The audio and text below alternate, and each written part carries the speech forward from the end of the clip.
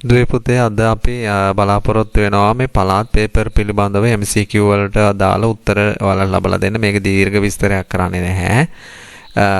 ඔයාලට එහෙම තේරෙන්නේ නැති තැනක් තියෙනවා නම් මේ ප්‍රශ්නය ඔයාලට අහන්න පුළුවන් කමෙන්ට්ස් එකක් හැටියට දාන්න පුළුවන්. එතකොට අපි ගිය සැරේත් පළාත් පේපර් පිළිබඳව MCQ අපි සාකච්ඡා කළා. එතකොට මේ සබරගම් පළාත් අධ්‍යාපන දෙපාර්තමේන්තුවේ තිබිච්ච ප්‍රශ්න පත්‍රය තමයි මෙන්න මේක. එතකොට මේකත් ඔයාලා බලන්න, හොයා ගන්න, ඉරි ගහන්න, උත්තර නැත්නම් මේකෙන් උත්තර බලා ගන්න. මේ වීඩියෝ එකට ලයික් එකක් දෙන්න දුවේ පුතේ. එතකොට ඔයාලට මේ තව කෙනෙකුට බලා ගන්න ලේසි වෙන නිසා. එතකොට පළවෙනි ප්‍රශ්නේ තමයි ಭಾರತೀಯ සමාජයේ කුලවාදයේ තහවුරු කිරීම සඳහා ඒ වර්ණයන්ට පවරන ලද කාර්යයන් ස්වධර්ම නම් විය. මේ අතරින් බ්‍රාහ්මණ වර්ණයට පමණක් අයත් ස්වධර්මය වන්නේ බ්‍රාහ්මණයන්ට පමණක් තිබිච්ච එක තමයි ඉගැන්වීම. බුද්ධ කාලීන ಭಾರತයේ නාගරිකීකරණය වීම නිසා ඇති වූ අහිතකර ප්‍රතිඵල. අහිතකර එක විතරයි මේකෙදි බලන්නේ. එතකොට අහිතකර එක තමයි මෙන්න මේ පස්වෙනි එක. එතකොට 3 බුද්ධ කාලීන ප්‍රකට ශාස්ත්‍රඥ කිහිප දෙනෙකුගේ ආගමික හා දාර්ශනික මතවාද කිහිපයක් පහත දැක්වේ. ඒ ස්වභාව නීතියකට අනුව සත්‍ය සසර ගමන හා විමුක්තිය සිදුවේ. නීතිවාදයනේ. එතකොට මරණින් පසු සත්‍යයේ සතර මහා භූත විශ්වීය සතර මහා භූත වලට එක්කතු වේ. පඨවි ආපෝ තේජෝ වායෝ සුඛ දුක්ඛ ජීව ලෙස නිත්‍ය පදාර්ථ 7ක් ඇත. කාය දණ්ඩ වචී දණ්ඩ මනෝ දණ්ඩ ලෙස ත්‍රිදණ්ඩයක් ඇති අතර මේක කාල නෙවෙයි, කාය දණ්ඩේ වඩා ප්‍රබල වේ. නිත්‍ය ආත්මයක් ඇත. ඉහත ප්‍රකාශ තුළින් නිගණ්ඨනාත පුත්තගේ අතීත ඉගැන්වීම් දෙක ඇතුළත් වර්ණය කුමක්ද? එතකොට මේකේ D E 1 බ්‍රහ්මජාල සූත්‍රයට 4 බ්‍රහ්මජාල සූත්‍රයට අනුව අමරා වික්කේපවාදී ඉදිරිපත් කළ බුද්ධ කාලීන ශාස්ත්‍රූවරයා තමයි සංජය බෙල්ලටිපුත්ත. මේක අමරා වික්කේපවාදයනේ. හරිද? එතකොට බුද්ධ කාලීන ಭಾರತೀಯ බ්‍රාහ්මණ සමාජය සම්බන්ධයෙන් වන සාවද්‍ය ප්‍රකාශයේ තෝරන බ්‍රාහ්මණ සමාජය එකේ වැරදි එක. එතකොට මෙන්න මේක ඥාන මාර්ගයේ පිළිගැනීම. දැහැමි වෙළඳාම අතර අගය කරන බුදු සමය පාලකයා විසින් වෙළඳුණු ණය සහනාධාර සපයා දීම ආදියෙන් අනුග්‍රහය දැක්විය යුතු බව හිස්තන සූත්‍රයේ දැක්වේ. කූටදන්ත සූත්‍රය. බුද්ධ කාලීන ಭಾರತೀಯ කාන්තාව සම්බන්ධයෙන් ප්‍රකාශ කිහිපයක් පහත දැක්වේ. මේ අතරින් සාවද්‍යක තමයි මෙන්න මේ ස්වාමියා මලකල්ලි සති පූජාව කළ යුතු බවයි. බුදුන් වහන්සේ දීඝනිකායේ සාමාන්‍ය ඵල සූත්‍රයේ දේශනා කරන ලද්දේ කුමන රජු අරබයාද? මේ අජාසත් රජතුමා. තුන් කල්හිම පැවති පදරුස්සියල්ලොව ඇති අත්ඇඹුලසේ දැනගතයින් සම්මා සම්මුදුන යෙති. එතකොට සම්මා සම්බුද්ධ. පුණ්ඩරීකං යතාවග්ගෝ තෝයන නූපලිප්පති ලෙස බුදුන් වහන්සේ තමාව කවුරුන්දයි හඳුන්වා දුන් දේශනාව තුලින් බුදුන් වහන්සේගේ ප්‍රකට කරයි පద్මාකාර ජීවිතය. 11 නූතන විද්‍යාත්මක චින්තනයට පිළිගත හැකි ආගමක් වේ නම් මේ මුල් බුදු දහමයි. ඉහත ප්‍රකාශයේ කවුරුක විසින් සිදු කරන ලද්දක්ද? Albert Einstein. පහත දැක්වෙන්නේ චිත්තගෘහපතිතුමා හා අනේපිඩු සිටුතුමාගේ චරිත කතා වලට අයත් ප්‍රකාශ කිහිපයකි. උඩ දන් දීමේ ඇලුණු ඕසුන් අතර නම් අනේපිඩු. ධර්ම ඥානයට භික්ෂූන්ට ධර්ම ඥාන ලබා දී මේක චිත්ත. රූපාවචර ධානය සතරව ලබාගත් අනාගාමී උපාසකයෙකි චිත්ත. සවැත් නුවර මේක සුමන සිටුවරයා පුතු විය අනේපිඩු. ධර්ම කතික උපාසකයන් අතර අගතන තුරු දැරිය මේක චිත්ත. BCE මෙන්න මේක. බෞද්ධ දේශපාලන මූල ධර්මයක් වන දසරාජ ධර්මයන්හි රජු මහජනයා වෙනුවෙන් කාලය හා ශ්‍රමය භෞතික සම්පත් කැප කළ යුතු බව පෙන්වා දෙන්නේ හිස්තැනක් මගිනි පරිත්‍යාගයේ මගිනි. බුද්ධ කාලීන ආගමික ඉගැන්වීම් අනුව සමාජ ප්‍රභවය හා විකාශය ඊශ්වර නිර්මාණවාදයෙන් සිදුවන බව බුදුදහම ප්‍රතික්ෂේප කරනුයේ කුමන මූලධර්මයක් මතද? පටිච්චසමුප්පාද මූලධර්ම මතය. 15 බෞද්ධ ඉගැන්වීම් වල එන අත්තකාර, පරකාර, ආරම්භක ධාතු, නික්කම ධාතු, පරක්කම ධාතු, තාම ධාතු, ටිති ධාතු, උපක්කම ධාතු යන ඉගැන්වීම් මගින් අර්ථවත් කරනුයේ පුද්ගල ශක්තියයි. රියසකට කඩෑනෑමෙන් සමාජ යහපැවැත්මට උපයෝගී වන බෞද්ධ දේශපාලන මූලධර්මයකි සතර සංග්‍රහ වස්තු. දස කුසල් වලින් දැක්වෙන වචනයෙන් හා සිතින් සිදුවන කුසලයේ බැගින් ඇතුළත් වර්ණය කුමක්ද? ප්‍රිය වචන කතා කිරීමයි සම්මාදිට්ඨියයි. 18 පහත දැක්වෙන ප්‍රකාශ අතුරින් මේක යන්නේ අතුරින් රාහුලවාද සූත්‍රයට අනුව නිර්වද්‍ය ප්‍රකාශය වන්නේ. අපි රාහුලවාද සූත්‍රයේ කැඩපතක් ගන්න කියන්නේ. මෙන්න මේක. කැඩපතකින් තම සිරුර නිරීක්ෂණය කරන්නාසේ තම කායික වාචසික හා මානසික ක්‍රියා ප්‍රතිවේක්ෂණය කළ යුතුයි කියලා තමයි තියෙන්නේ ඕකනේ. පංචශීල 19 පංචශීල ප්‍රතිපදාවට අනුව පුද්ගලයාගේ නිරෝගී භාවය තහවුරු කරන ශික්ෂාපද දෙක වන්නේ 3 වන හා 5 වන ශික්ෂාපද. බුදු සමයේ මගේ ස්වභාව සෞන්දර්යය හා නිර්මාණාත්මක සෞන්දර්යයෙන් ලක්කොට තිබේ. මේ අතර නිර්මාණාත්මක සෞන්දර්යය කියන එක හිස්තනක් සූත්‍රයේ නගය කොට තිබේ. සක්කපඤ්ඤ සූත්‍රයේ තමයි තවර සූර්ය වච්චසා තමන්ගේ පියම්බිකාව පිළිබඳව අගය කරලා නේද? ඔන්න ඔකේ එකක් නේ තියෙන්නේ.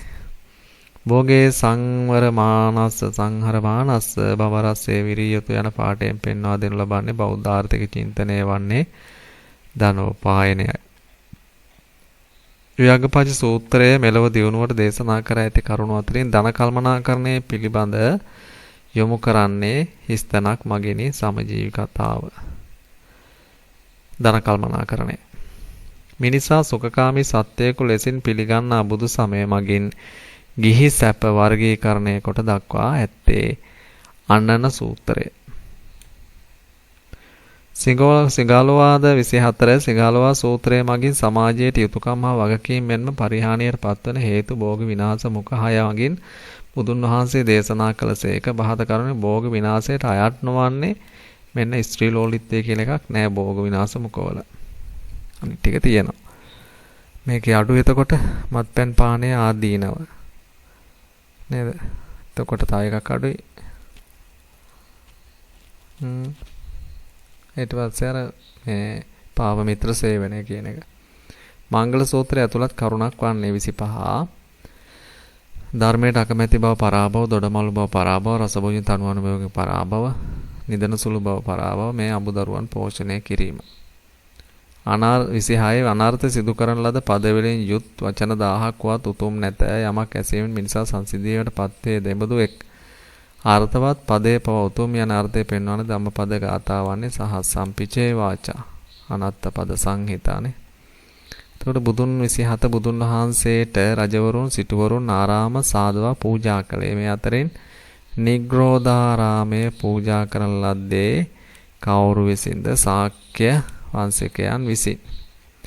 28 සංගීතීකාරක භික්ෂුන් වහන්සේලා විසින් එක් ස්ථානයකට රැස්ව ධර්මය හා විනය කොටස් සංගායනා කිරීම ධර්ම සංගායනාවක් ලෙස හැඳින්විය හැක. මේ අතරින් ප්‍රථම ධර්ම සංගායනා පිළිබඳ සාබද්ද ප්‍රකාශයකේ මෙන්න මේක සරියුත් හාමුදුරුවෝ නෙවෙයි.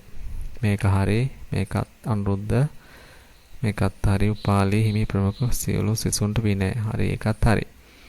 තෙවන ධර්ම සංගායනයේ විශේෂී ප්‍රතිඵලය වේ නවරට සසුන් පිහිටුවීමයි. එහිදී මහිස මණ්ඩලයට වැඩම කරන ලද්දේ කුමන කරන ලද හිමි නම වන්නේ? ඒකේ මහාදේව තෙරුන්.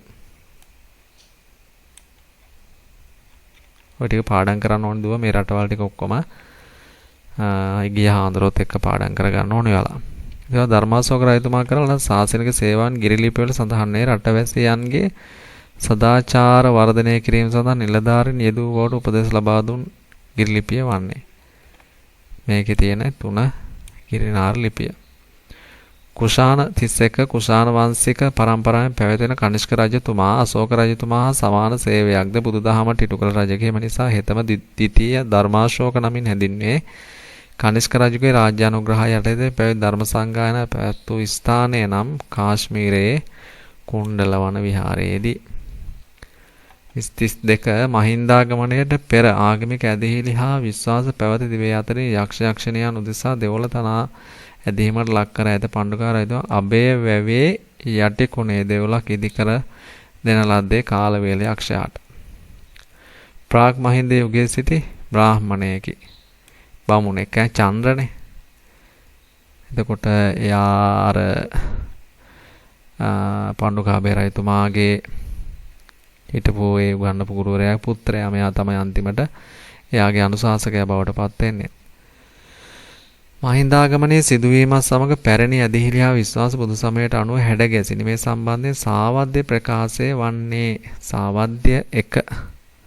සාවද්‍ය ප්‍රකාශය තමයි දෙවියන්ට පින් දීම වෙනුවට දෙවියන්ට බිලි පූජා කිරීම.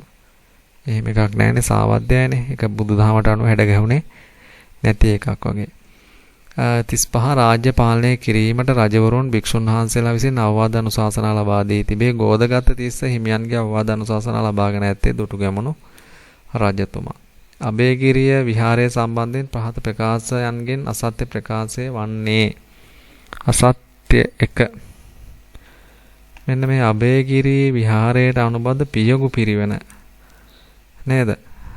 පිරිවෙන රජවරුන් විසින් තනා දුන් බව වංශ කතාවල සඳහන් වෙනවා. පියගු පිරිවෙන දුන්නේ නෑ නේද? අනිත් එක නම් හරි. මහසෙන් රජතුමා භික්ෂුන් වහන්සේලාට 37 භික්ෂුන් වහන්සේලාට වැඩ වාසය කිරීමට හිස් තැනක් ඉදි කරවා ඇත. ජේතවනයේනේ මහසෙන්. සාමාන්‍ය ප්‍රශ්න. බට 38 බටහිර ජාතිගේ ආධිපත්‍යයට යටත් නොවූ එකම රට ලෙස සැලකෙන්නේ සියමය. ක්‍රිස්තු වර්ෂ 700 දී මහායාන බුදු සමය ව්‍යාප්ත වූ මෙම රජතුමාගේ අනුග්‍රහය මගිනි. මේක පළම්බාන රජතුමා. අපි ওই ටික හතරක් තියෙනවා යුග ඔය හතර ඉගෙන ගන්නවා. නේද? ඒ කියන්නේ බුදුදහම ජපානයේ ව්‍යාප්ත වෙච්ච ඒවා අපි ඉගෙන ගන්නවා නේද? එතකොට ක්‍රිස්තු වර්ෂ 6 වෙනි සියවසේදී 39 චීන ජනයාගේ ආධ්‍යාත්මික ශක්තිය අවදි කරන චා සෝහෙවත් ධාන සම්ප්‍රදාය හඳුන්වා දුන් භික්ෂුවෙකි. බෝධි ධර්ම. චීනයේදී ඕක ඉන්දියාවේදී ධාන සම්ප්‍රදායනේ දාන එක. ඊට පස්සේ චාන් වෙනවා. ඊට පස්සේ චීනයේදී චාන් වෙනවා. ජපානයේදී සෙන් වෙනවා. ඒ බෝධි ධර්ම හිමියන්. 40 ಭಾರತයේ පැවති තෙවන ධර්ම සංගායන ප්‍රතිඵලයක් ලෙස දේශ දේශාන්තර බුදුදහම ප්‍රචලිත වූ අතර ඒ රාජ්‍ය සංස්කෘතිය බුදුදහමින් පෝෂණය වියෙහි ප්‍රතිඵලයක් ලෙස කුල භේදය නොසලකන එකම තේරවාදී රාජ්‍ය බවට විරුද්ධාවලිය ලබා ඇත්තේ. මේක අපි කතා කරන හරි ලේසි ප්‍රශ්නයක් නේ මේක. බුරුම රාජ්‍ය. ජපානයේ බුදුදහම ආගමනයට පෙර රාජපාලන කටයුතු වල සම්බන්ධව ක්‍රියා කළ සින්තෝ ගෝත්‍රයේ කණ්ඩායම් තුනක් සෝගා මොනොනොබේ සහ නකතෝමි. එතකොට 42 ಭಾರತයේ බුද්ධ ප්‍රතිමා නිර්මාණ සම්ප්‍රදාය කිහිපයක් දැකිය හැකි අතර ගන්ධාර මතුරා සම්ප්‍රදායෙන් එහිලා ප්‍රමුඛ වේම සම්ප්‍රදාය අතුරෙන් මතුරා සම්ප්‍රදායට බුද්ධ ප්‍රතිමා ලක්ෂණයක් වෙන. මතුරා කියන්නේ දුව පුතේ මේ යක්ෂයෙක් වගේ නේද? ඊට පස්සේ ගාන්ධාර කියන්නේ දෙවියෙක් වගේ. එතකොට මේ අත් සංවර සිරුරට ලංව තියෙන්නේ ගාන්ධාරේ නේද? හිසකේ ස්වභාවිකයි. සිවුරට ඕගාවක් කියන්නේ දෙවියෙක් වගේ. සමබංගේවත් ඍජුව දෙපා සමබංගේවා ඍජුව දෙපා මත දුරස් කොට තබාගෙන ඇත. මේක අනිවාර්යයෙන්ම මේකට වැටෙන්නේ නේද? මතුරාවට. නිසේදී පල්ලංකං ආභුජිත උජුං කායම් පනිදාය පරිමුඛං සති උපෙට්ඨා පෙත්තානේ පළගක් බැඳගෙන ඍජු ශරීරයක් තියාගෙන මේ පරිමුඛං සති උපට්ඨ පෙත්තා සිහිය මනාකොට පිහිටවගෙන ඉන්න එකක් ගැන පාළි මුල ආශ්‍රවල සඳහන් වෙන්නේ. 43 මේ එන්නේ සමාධි තමයි. බුද්ධ ප්‍රතිමා 44 මේ බුද්ධ ප්‍රතිමා කලාවේ ආසන යන්න හඳුන්වා ඇත්තේ හිඳ ගැනීමේදී දෙපා තබා ගන්න විලාසය. එවැනි ආසන වර්ග 4කට අදාළ ලක්ෂණ කිහිපයක් පහත ප්‍රකාශ වලින් අන්තර්ගතයි. බුදුන් වහන්සේ වැඩ සිටින ආකාරය දැක්වීම ප්‍රතිමා සිලම බහුල යොදාගත් ආසන ක්‍රමයකි. ලංකාවේ හිඳි පිළිම වලට බහුලව දක්නට ඇත වූ අදිෂ්ඨානය සංකේතවත් කරයි. දෙපතුල් තබා ඇති පීඨිකාවක් මත පද්මයක ආකාරය නිමවා ඇත. දනහිස් නවා දෙපතුල් උඩු අතර දෙකලවා මත තබා සිටීම මේ හිත ලක්ෂණ වීරාසන ක්‍රමයට අයත් ලක්ෂණ ඇතුළත් වර්ණය තෝරන්න. වීරාසනයට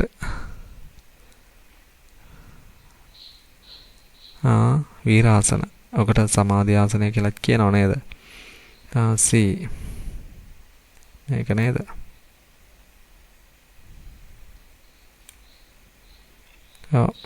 B ලංකාවේ හිටි පිළිම වල බහුලව දක්වන අදිෂ්ඨානයේ සංකේතවත් කරයි.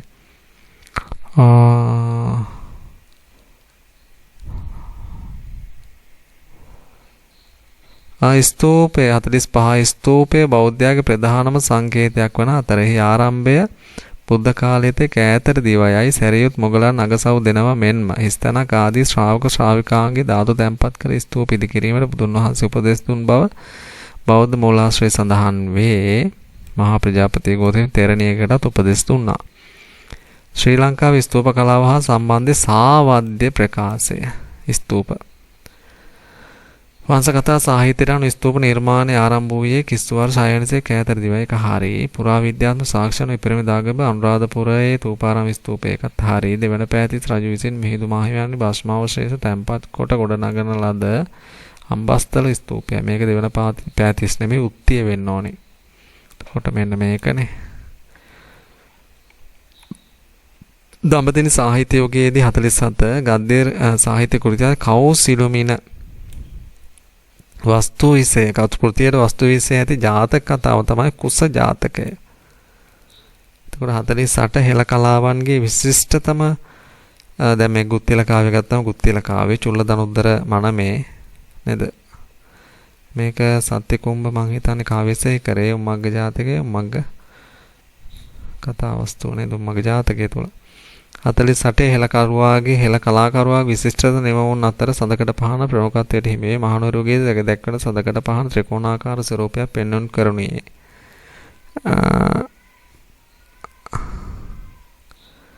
මේක නේද? අර්ධ පද්මයක් වෙනකොට පූර්ණ පද්මයක් එකතු වීම නිසාය.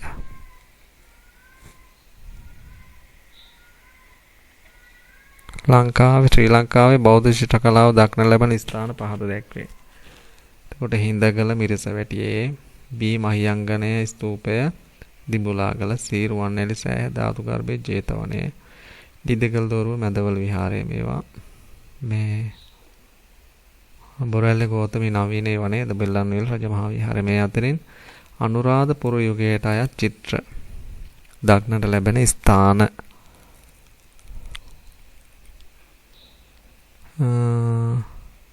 මේක තියෙනවා මේකත් තියෙනවා. එතකොට C 50 තෙරුවන් පිළිබඳ ශ්‍රද්ධාව ජනනය කිරීම, බුද්ධ චරිතයේ පිළිබිඹු කිරීමත්, බෞද්ධ දර්ශනය ප්‍රකට කිරීමත් ආදී කරුණු පදනම් කර ශ්‍රී ලංකාවේ බෞද්ධ ගීතයේ ගොඩනැගී ඇත. ඒ අනුව අමාදහර දිය ගලා ගලා යන ගීතයෙන් ප්‍රකට කරනුයේ තෙමගුලයි.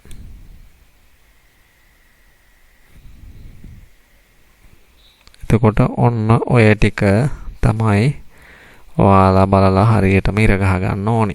එතකොට ඔයාලගේ පේපරේ බලලා හරියටම ගහලා මේකෙන් උත්තර ටික බලා ගන්න කියන ඉල්ලීම සිදු කරනවා. අපි ඊළඟ පළාත් පේපරේ උනොත් හමුවෙමු. එහෙනම් සුබ දවසක් වේවා.